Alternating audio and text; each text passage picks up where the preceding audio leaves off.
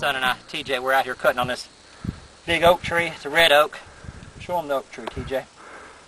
Timber company come out here and cut this, and so we're not going to let it go to waste. And here's a truckload of wood that we got off of it, or half a truckload so far. And what happened was the chain came off the saw.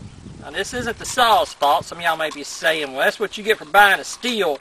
It's like this could happen to any saw, so don't take the time to bash Stihl right now. Come on over here, TJ. Let's get a close-up. Show these people how a saw works.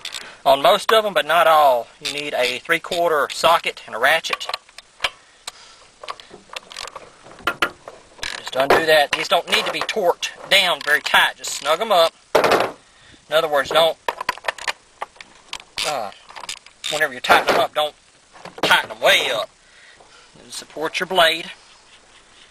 Take these off. Now, I don't want to take this off and show you how this works, in case some of y'all have never seen a chainsaw before. We have a sprocket right here. So we have a sprocket right here that's connected to a motor. And right here we have these two bolts that we just took off, and this is your adjustment. Get all this wood out of here. This is your adjustment, your blade adjustment. And what we're going to do is you just take that on there like that. Get that chain on that blade real nice. Put it around that sprocket, and then where this tightens up at is this little pin right here is what adjusts the chain. So we're going to take that, put that back on there. It don't matter which way them go.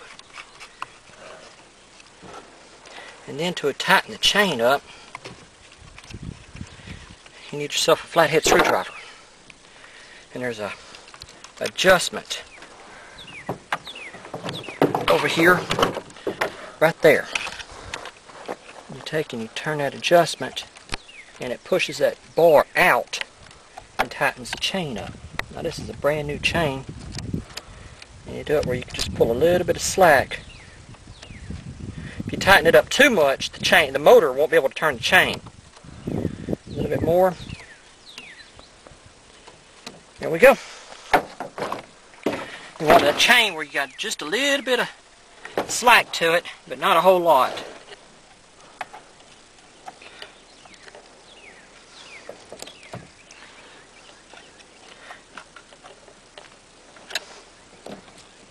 Alright. Then you take your 3/4 socket and tighten these back up. Remember, whoop, wrong way. No, that's right way.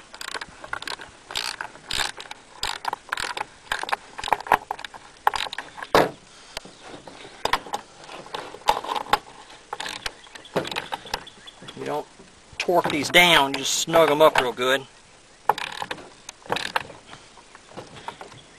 See, whenever I tighten them up, the chain's too tight now. Let's just undo them. What'll happen, there,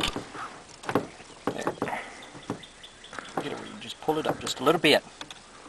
If it's too loose, it'll pop back off. Whenever you go to fire the chainsaw up, you'll make a couple of cuts and the chain will pop off. And if it's too tight, it won't turn. Alright.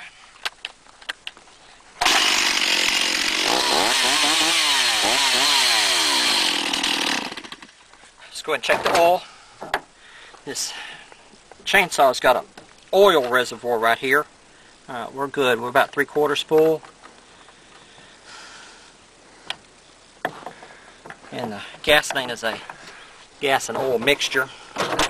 That's where the flathead screwdriver comes in. Now they make a tool that does both of these. It's a 3/4 socket, and for the handle, it's got a flathead screwdriver on one side.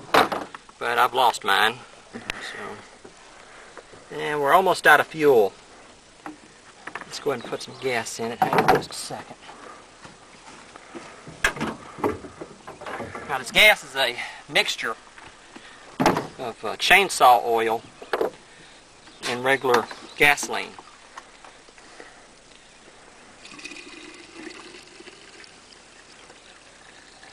And there we go. And the oil should always, whenever you check your fuel and your oil, it's recommended you fill both of them up at the same time. But their oil reservoir is almost full, so, well, 3/4 full, so I ain't gonna worry about it right now.